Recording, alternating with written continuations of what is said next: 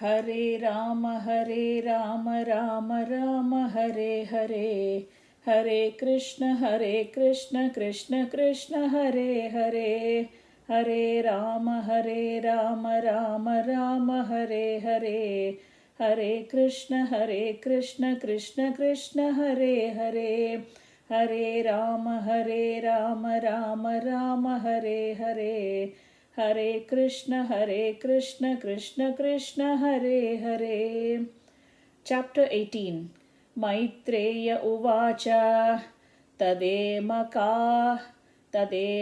Karnya Jalesha Bhashitam Mahamanastadviganasya Dhurmadaha Harer Viditva Gatimanganarad Rasatalam Nirvivashe Tvaranvitaha. Maitreya continued, the proud and falsely glorious Daitya paid little heed to the words of Varuna. O dear Vidura, he learned from Narada the whereabouts of the Supreme Personality of Godhead and hurriedly betook himself to the depths of the ocean.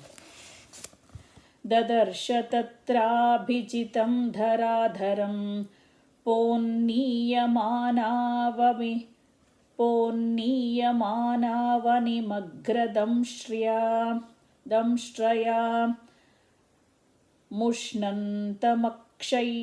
मुष्णन्तमक्षणा स्वरुचोरुणाश्रिया जहार चाहो वदघोचरो मृगः.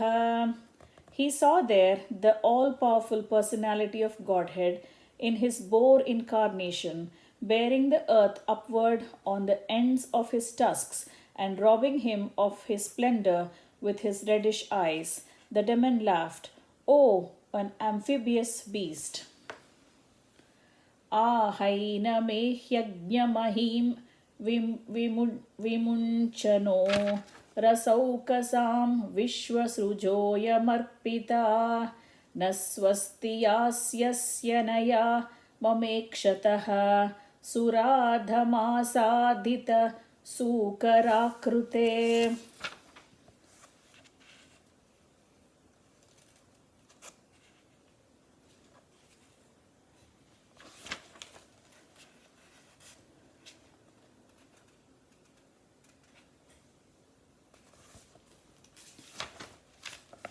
The demon addressed the Lord, O best of the demigods, dressed in the form of a boar, just hear me. This earth is entrusted to us. The inhabitants of the lower regions, and you cannot take it from my presence and not be hurt by me. Tvam न सपत्नैरभवाय किं भृतो यो मायया हन्त्यसुरान् परोक्षजित् त्वां योगमाया बलमल्पपौरुषं संस्थाप्य मूढप्रमृजे सुहृच्छुचः. You rascal, you have been nourished by my enemies to kill us, and you have killed some demons by remaining invisible. O fool, your power is only mystic, so today I shall enliven my kinsmen by killing you. Tvai samstite gadaya sheershan यस्मद्भुजयुतया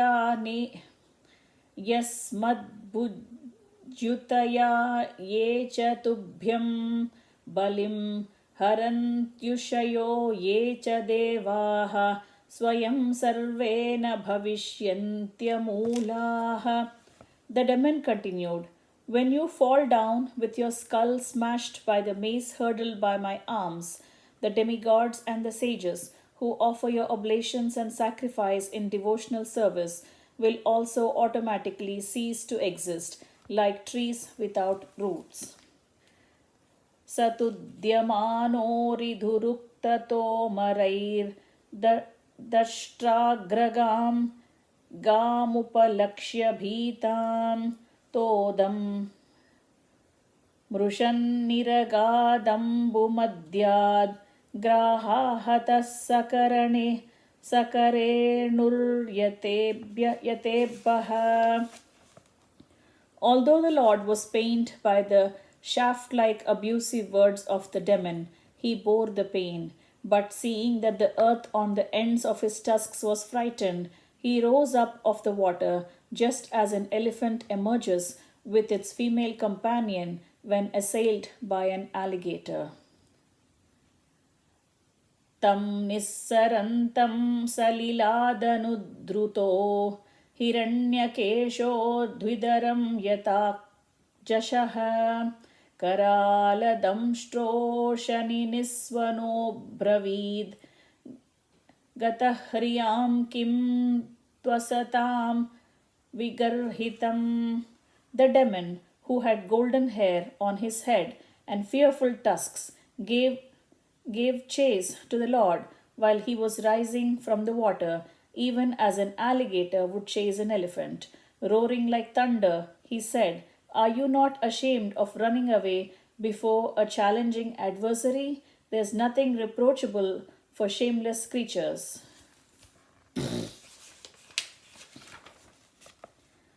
सगामुदस्तात् सलिलस्य रोचरे विन्यस्य तस्या मददात् स्वचत्वम् अभिष्टुतो विश्वसृजा प्रसूनैर् आपूर्यमाणो विभुषैः पश्यतोरेः.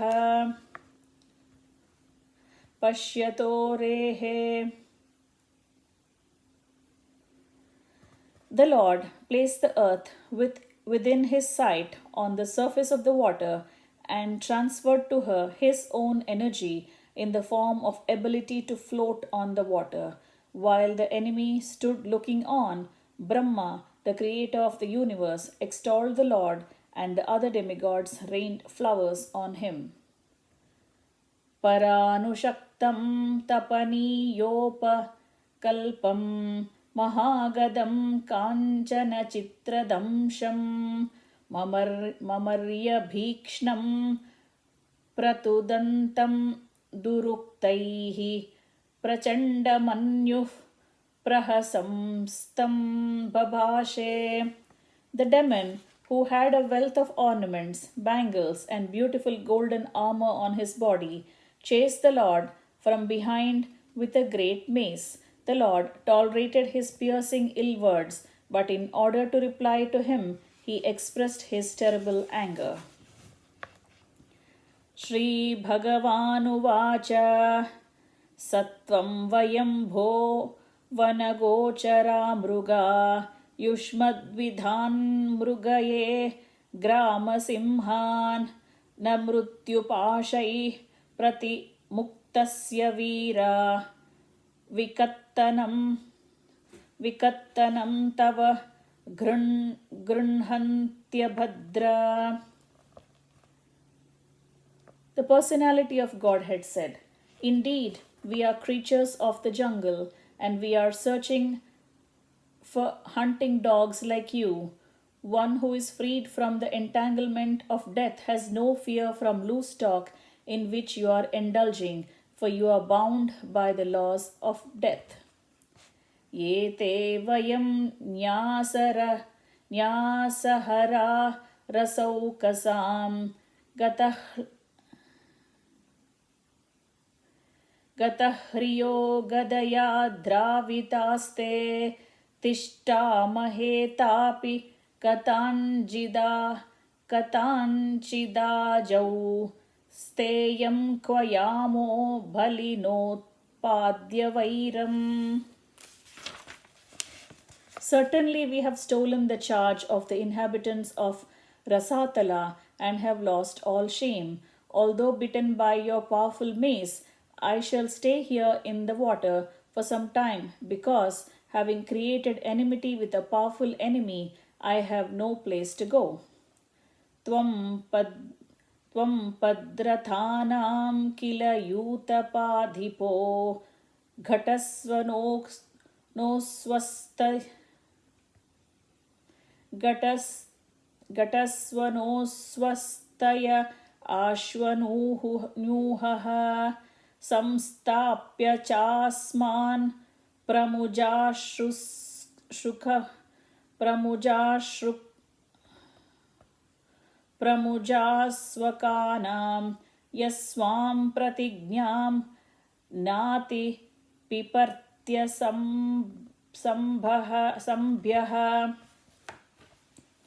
You are supposed to be the commander of many foot soldiers, and you now may take prompt steps to overthrow us.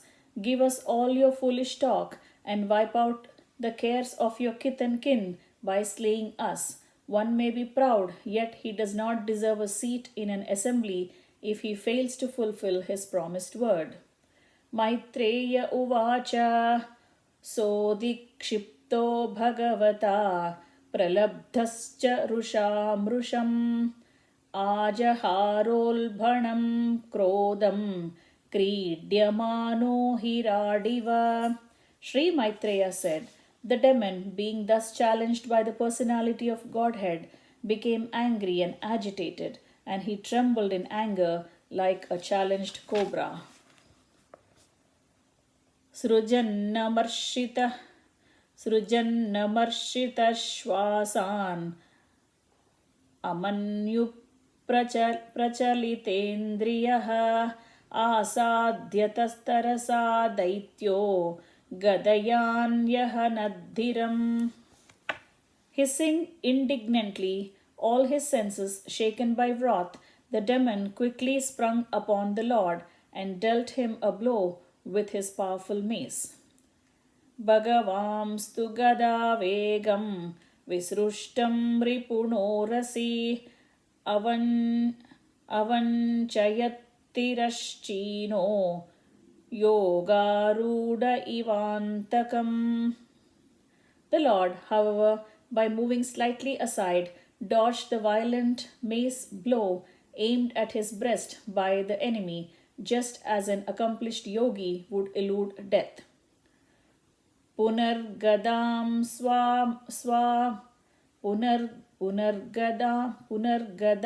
swamadaya Brahmayantamabhikshnashah Abhyadavadhirah kruddaha Samrambhadrushta Dachadam. The personality of Godhead now exhibited his anger and rushed to meet the demon, who bit his lip enraged, took up his mace again and began to repeatedly brandish it. Tatascha gadaya ratim dakshinasyam bruviprabhuhu ajagne satutam saumya gadaya kovidohanat. Then, with his mace, the Lord struck the enemy on the right of his brow, but since the demon was expert in fighting, O gentle Vidura, he protected himself by a maneuver of his own mace. Evam gadabhyam gurvibhyam haryaksho harirevacha jigishaya susamrabda Anyonyamabi jagnatuhu. In this way, the demon Hiranyaksha and the Lord, the personality of Godhead, struck each other with their huge maces, each enraged and seeking his own victory. Tayos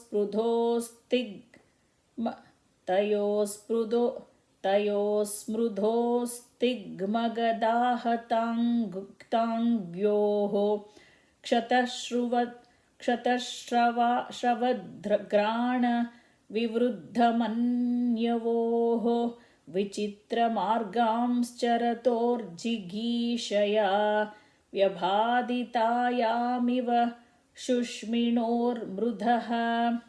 There was keen rivalry between the two combatants. Both had sustained injuries on their bodies, from the blows of each other's pointed maces, and each grew more and more enraged at the smell of blood on his person.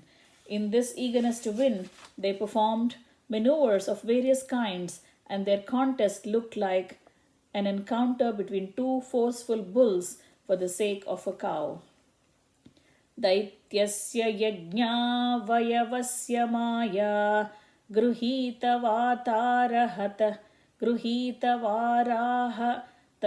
तनोर्महात्मनः कौरव्यमह्यां द्विषतोर्विमर्दनं दिधृक्षुरागादृशिभिर्वृतस्वराट्. O descendant of Kuru, Brahma, the most independent demigod of the universe, accompanied by his followers, came to see the terrible fight for the sake of the world between the demon and the personality of Godhead who appeared in the form of a boar. Asanna shaundi ramapeta sadvasam krutapratikara maharya vikramam vilakshya daityam bhagavan sahasranir Jagadanarayanamadi-sukaram. After arriving at the place of combat, Brahma, the leader of thousands of sages and transcendentalists, saw the demon who had attained such unprecedented power that no one could fight with him. Brahma then addressed Narayana, who was assuming the form of a boar for the first time. Brahmovacha Yesha te devadevanam Angrimoolamupeyusham Vipranam Saurabheyinam Bhutanamapyanagasam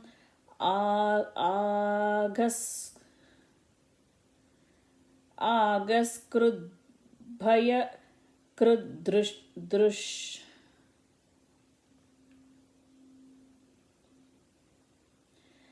Agaskrudbhaya kudrush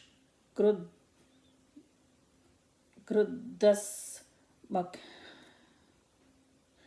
asmadravar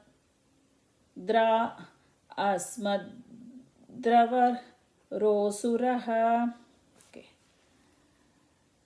Agaskrudbhaya kruddush kruddas madradhavarosuraha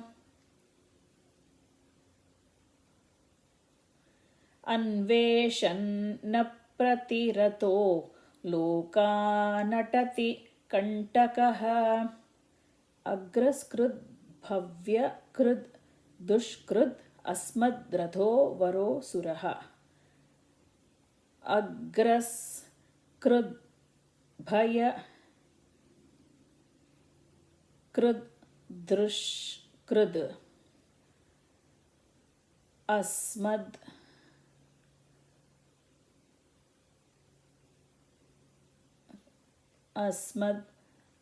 Radha Varosuraha. Okay, correct.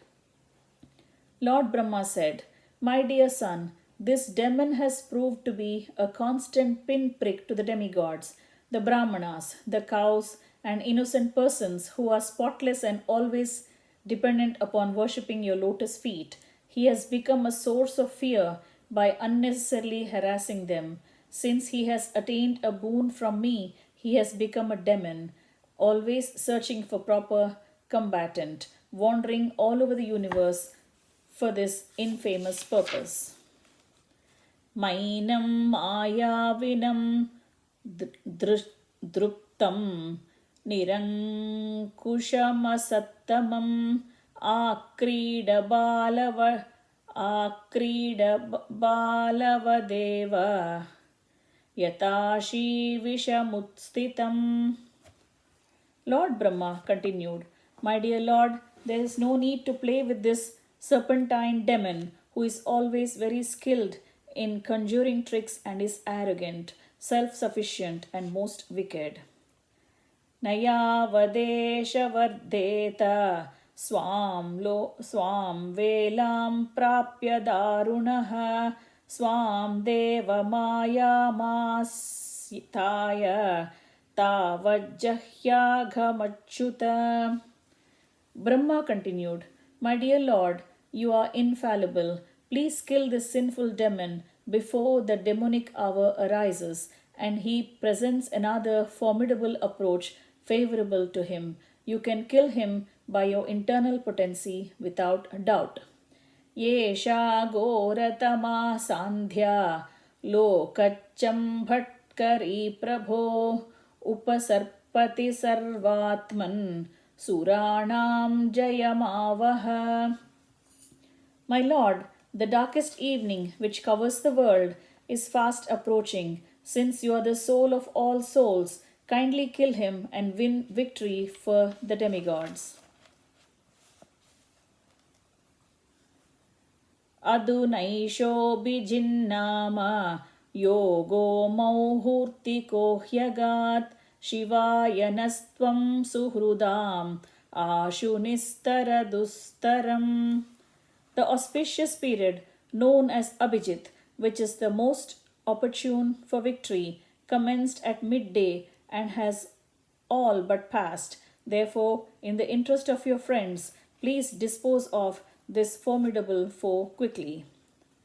दिष्ट्या त्वं विहितं मृत्युम् अयमासादितः स्वयं विक्रम्यैनं मृधे हत्वा लोकानादेहि शर्मणि. This demon, luckily for us, has come of his own accord to you, his death ordained by you. Therefore, exhibiting your ways, kill him in the duel and establish the worlds in peace. Thus ends the chapter entitled The Battle Between the Lord Boar and Demon Hiranyaksha. Hare Rama, Rama Rama, Hare Hare, Hare Krishna, Krishna Krishna, Hare Hare, Hare Rama, Rama Rama, Hare Hare, Hare Krishna, Krishna Krishna, Hare Hare, Hare Rama, Rama Rama, Hare Hare, Hare Krishna, Krishna Krishna, Hare Hare.